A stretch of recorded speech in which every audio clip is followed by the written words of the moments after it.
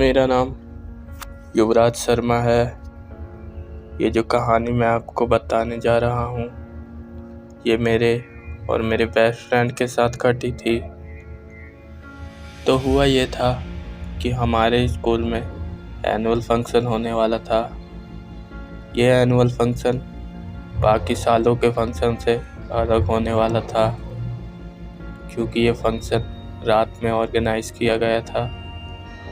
बाकी जितने भी फंक्शन हुए थे वो दिन में होते थे।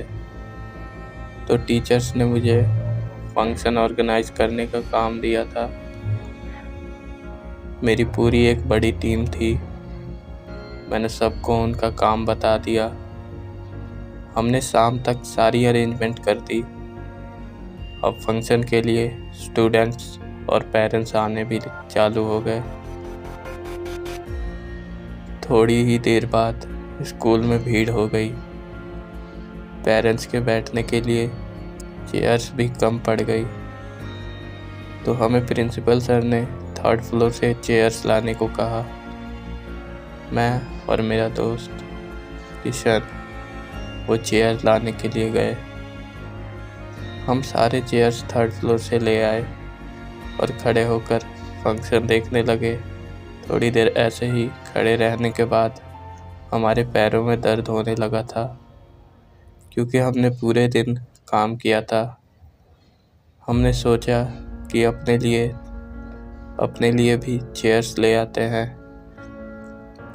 हम चेयर्स लेने के लिए 3rd फ्लोर पर पहुँचे। हमने 2 चेयर उठाई और नीचे आने लगे। जैसे ही हम नीचे आने लगे अचानक से किसी क्लासरूम की डोर नॉक होने की आवाज़ें आने लगी। धीरे धीरे वो आवाज़ बढ़ती ही जा रही थी। ऐसा लग रहा था कोई जोर जोर से उस दरवाजे को पीट रहा है। हमने गौर किया कि वो आवाज़ चेयर वाले रूम के बगल वाली क्लास से आ रही थी, मगर वो रूम तो सालों से बंद था। मुझे लगा कि कोई बच्चा गलती से उस रूम में फंस गया होगा। यही सोचकर हम उस रूम के पास चले गए। जैसे ही उस रूम के पास हम दोनों गए तभी वो नॉक की आवाज़ें बंद हो गई। मैंने देखा कि उस रूम में तो ताला लगा हुआ था। कोई बच्चा इसमें कैसे फंस सकता था। मैं ये सब सोच ही रहा था कि तभी उस रूम में से बेंच गिरने की आवाज़ आई। मैं और मेरे दोस्त बहुत डर गए। हमने डरते डरते ही उस क्लासरूम की खिड़की से झांका। तभी हमने जो उस रूम में देखा हमारी रूह कांप गई। उस रूम के अंदर सारे बेंच अपने आप हवा में उड़ रहे थे और सारे बेंच एक साथ गिर के इधर उधर बिखर गए। हमारी तो उस समय पैरों के नीचे से ज़मीन ही खिसक गई। मैंने उस रूम में गौर से देखा तो मुझे एक 5-6 साल का बच्चा उस रूम के कोने में बैठा हुआ दिखाई दिया।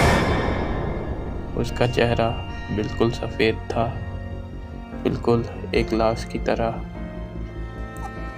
आंखें बिल्कुल काली थी। उसे देखते ही मैं और मेरा दोस्त अपनी पूरी जान लगा के भागे। जब हम नीचे भाग रहे थे हमारे पीछे कोई भागता हुआ महसूस हो रहा था। लग रहा था कोई हमारे पीछे भाग रहा है। हम दौड़ के नीचे आ गए। मैं पूरी रात उस लड़के के बारे में सोचता रहा। अगले दिन मैंने प्रिंसिपल सर को सारी बात बताई। उन्होंने मुझे इस बारे में कुछ नहीं बताया और इस बारे में किसी से कुछ ना कहने को कहा।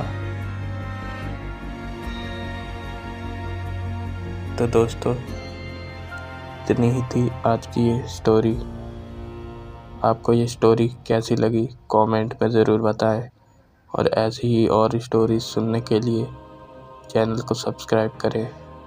मिलते हैं अगली वीडियो में।